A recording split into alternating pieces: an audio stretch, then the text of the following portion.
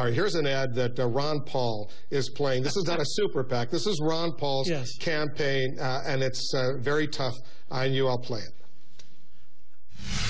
Support for an individual mandate, a key tenet of President Obama's health care law. Support for an individual mandate? Folks, don't ask me to explain this. Everything that Gingrich railed against when he was in the House, he went the other way when he got paid to go the other way. He's demonstrating himself to be the very essence of the Washington insiders. It's about serial hypocrisy.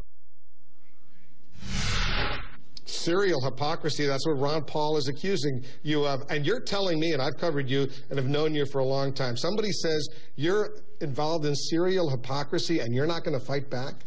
Well, first of all, as people get to know more about Ron Paul, who disowns 10 years of his own newsletter, says he didn't really realize what was in it, had no idea what he was making money on, had no idea that it was racist, anti-Semitic, called for the destruction of Israel, talked about a race war. All this is a sudden shock to Ron Paul. There'll come a morning people won't take him as a serious person. This is a man who happened to have had a good cause, auditing the Federal Reserve, cleaning up the Federal Reserve. And I think as a protest, he's a very reasonable candidate.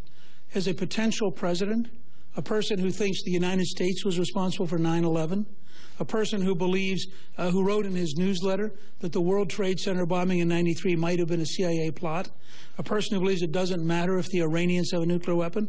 I'd rather just say, you look at Ron Paul's total record of systemic avoidance of reality, and you look at his newsletters, and then you look at his ads. His ads are about as accurate as his newsletters. Now, if he were to get the Republican nomination, he won't. Let's say he were, could you vote for him? No. What would you do? I don't see how, could you vote for President Obama? So somebody gets up and says, I don't care if Israel's destroyed. I don't care if I don't care if the Iranians get a nuclear weapon. I'm not so sure he says Israel destroyed, but what he does say, he doesn't think Iran represents a threat to Israel, even if it had a nuclear bomb. Look, what he says is that's a risk he's willing to take. And he just had one of his former staff say flatly that he said over and over again Israel was a mistake. I mean, I think it's very difficult to see how you would engage in dealing with Ron Paul as a nominee. All right, so let's just be precise. Given the newsletters, which he has not yet disowned.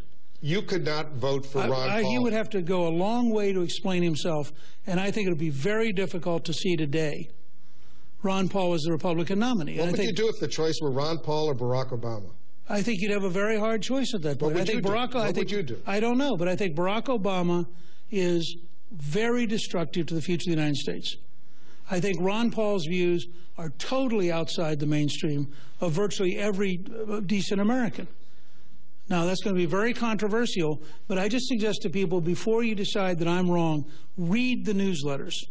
Look at what he said and ask yourself, this is a very serious question for the United States. It's a very serious question. So you don't accept his explanation? He never read that? He never wrote it? Only years later did he look at it? So he spent 10 years earning he's attacking me for serial hypocrisy, and he spent 10 years earning money out of a newsletter that had his name that he didn't notice. All I'm saying is I think he's got to come up with some very straight answers to get somebody to take him seriously. Would I be willing to listen to him? Sure. Are there circumstances you'd have to weigh heavily? Yes. I think the choice of Ron Paul or Barack Obama would be a very bad choice for America. Would you run as a third-party candidate? It's not going to happen. He's not going to get the Republican nomination. What if he did? He's not going to. He might win here in Iowa. He's not going to get the nomination. It won't happen. The people of the United States are not going to accept somebody who thinks it's irrelevant if Iran gets a nuclear weapon. And I think that is a national security threat to the United States of the first order, and I'm very willing to draw the line and say to everybody in this country, if you think it doesn't matter for the Iranians to have a nuclear weapon, then Ron Paul's a reasonable candidate. But if you think the Iranians might use it on an American city, then you had better find a different candidate than Ron Paul.